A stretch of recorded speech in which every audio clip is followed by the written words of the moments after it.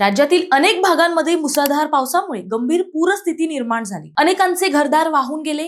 विशेषतः मराठवाडा परिसरात पूरजन्य परिस्थितीने शेतकऱ्यांचे प्रचंड नुकसान झाले।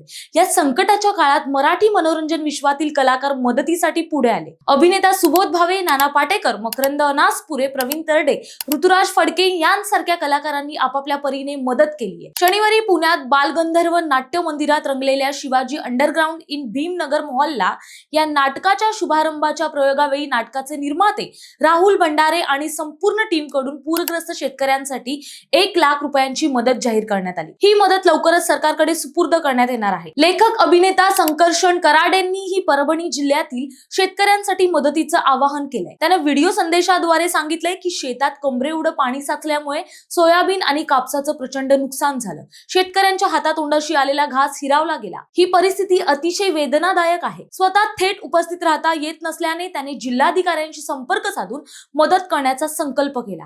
या संवेदनशील भूमिकेमुळे मराठी कलाकार समाजाशी जोडलेले आहेत आणि आपत्ती समयी हातभार लावण्याची त्यांची बांधिलकी अधोरेखित झाली आहे।